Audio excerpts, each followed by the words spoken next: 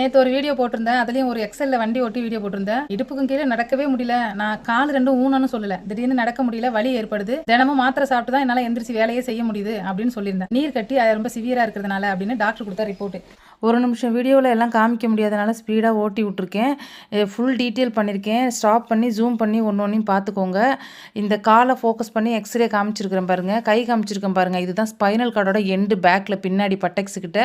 அதில் யூட்ரஸில் நீர் கட்டி இருக்குதுன்னு எம்ஆர்ஐ ஸ்கேனில் சொல்லியிருக்காங்க. ஹாஸ்பிட்டலு எக்ஸ்ரே எடுத்து எல்லாம் காமிச்சிருக்கேன். இதுதான் தினமும் நான் கால் வலிக்காக நீர் கட்டிக்காக சாப்பிட்ற மருந்து. பர்டிகுலராக இந்த மாத்திரை சாப்பிட்லனா என்னால் எந்திரிச்சு இந்த மாத்திரை சாப்பிடலாம் நடக்கவே முடியாது. இதை ஜூம் பண்ணி பார்த்துட்டு ஃப்ராடுத்தனம் பண்ணுறேன்னு சொன்னீங்கல்ல, உண்மையை சொல்கிறேன்னா ஃப்ராடுத்தனம் சொல்கிறான்னு பாருங்கள். ஏன் எனக்கு வந்து உடம்புல குறை இருந்தால் எனக்கு பிரச்சனை இருந்தால் அவேர்னஸ் பேசக்கூடாதா? எனக்கு தகுதி இருக்குது, அதனால அவேர்னஸ் பேசுகிறேன், மோட்டிவேஷனல் பேசுகிறேன். சரிங்களா? உங்கள் பார்வைக்கு நான் போடுற வீடியோலாம் கிண்டல் கேலியாக தெரிஞ்சதுன்னா நான் ஒன்றும் பண்ண முடியாது. நான் எந்த மாதிரி வீடியோ டவுன்லோட் பண்ணி போடுறேன், அந்த வீடியோவில் என்ன இருக்குது, நான் என்ன பேசுகிறேன்னு முதல்ல புரிஞ்சுக்குங்க.